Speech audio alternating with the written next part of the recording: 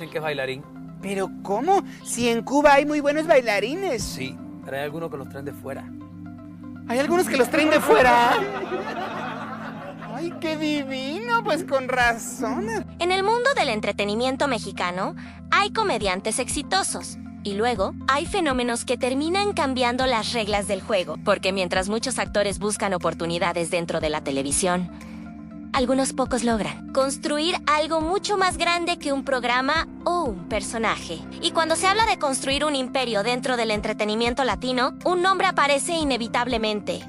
Ese es el nombre de Eugenio Derbez. Pero, para entender cómo nació lo que muchos llaman hoy el Imperio Derbez, primero hay que entender algo fundamental. Eugenio Derbez nunca fue el típico comediante mexicano, porque la mayoría de los comediantes de televisión dependían completamente de una cosa: el canal. Pero Derbez entendió algo distinto desde muy temprano. Entendió que el verdadero poder no estaba solo en aparecer frente a la cámara, sino en controlar lo que ocurría detrás. Nacido en 1961 en la Ciudad de México, Eugenio González Derbez creció rodeado de espectáculo. Su madre era la reconocida actriz Silvia Derbez, una figura muy respetada del cine y la televisión mexicana. Muchos podrían pensar que eso le abrió todas las puertas, pero en realidad ocurrió algo diferente, porque crecer dentro del medio también significa entender rápidamente sus límites. La televisión mexicana durante décadas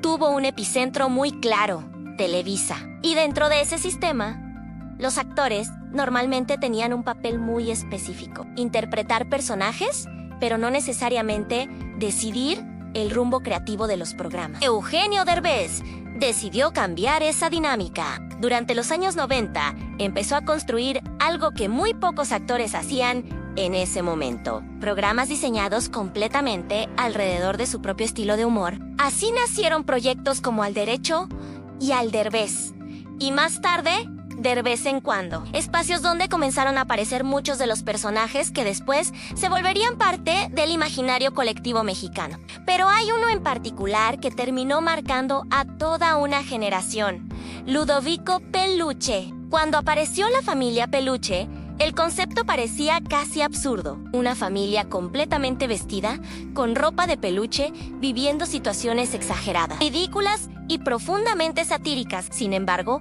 el éxito fue inmediato, porque detrás del humor absurdo había algo muy reconocible para el público: una caricatura de la familia mexicana. La serie no solo fue popular, se volvió cultural. Las frases, los gestos y los personajes comenzaron a formar parte del lenguaje cotidiano del público. Pero mientras el público veía comedia, Derbez estaba construyendo algo mucho más calculado: un modelo. Porque Derbez no solo actuaba, también producía, escribía, supervisaba, tomaba decisiones creativas. Y eso, dentro de la televisión mexicana, era extremadamente inusual. Con el paso de los años, Derbez se convirtió en uno de los talentos más influyentes dentro de Televisa. Pero llegó un momento donde la televisión mexicana dejó de ser suficiente. El siguiente movimiento parecía casi imposible: Hollywood. Muchos actores latinoamericanos habían intentado dar ese salto antes.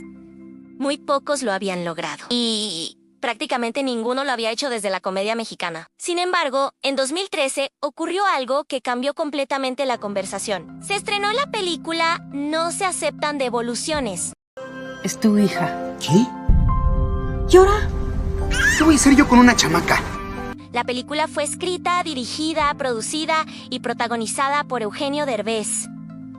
Y contra todos los pronósticos ocurrió algo extraordinario. La película se convirtió en la cinta en español más taquillera en la historia del cine estadounidense en ese momento. Ese éxito no solo sorprendió al público, sorprendió a la industria, porque demostraba algo muy interesante: el humor latino podía funcionar a nivel global si estaba bien contado. A partir de ese momento, la carrera de Derbez tomó una nueva dimensión. Hollywood empezó a verlo no solo como actor, sino como productor. Participó en películas como How to Be a Latin Lover, Overboard, Y más tarde, en proyectos internacionales como Coda, una película que terminaría ganando el premio Oscar a Mejor Película. Ese logro colocó a Derbez en un lugar que muy pocos artistas mexicanos han alcanzado dentro del sistema de Hollywood. Pero al mismo tiempo, su figura comenzó a generar debates dentro de México, porque el estilo de humor de Derbez siempre ha tenido dos caras. Por un lado, millones de personas lo consideran uno de los comediantes más importantes de las últimas décadas. Por otro, algunos críticos han cuestionado su estilo, señalando que su humor puede ser repetitivo o depender demasiado de estereotipos. Ese debate, curiosamente, también forma parte del fenómeno Derbez, porque los artistas que generan discusión suelen ser los que realmente impactan la cultura. Hoy, Eugenio Derbez ya no es solo un comediante de televisión, es productor, actor internacional, empresario del entretenimiento y figura mediática global. Su familia incluso se convirtió en una extensión de ese universo mediático, con proyectos como De Viaje con los Derbez, que abrieron una nueva ventana hacia el mundo de los reality shows. Todo esto refuerza una idea muy interesante. Eugenio Derbez no solo construyó una carrera, construyó una marca que comenzó en los estudios de Televisa, pero que terminó encontrando espacio dentro de Hollywood. Y en una industria donde la mayoría de los artistas dependen de oportunidades externas, Derbez entendió algo fundamental.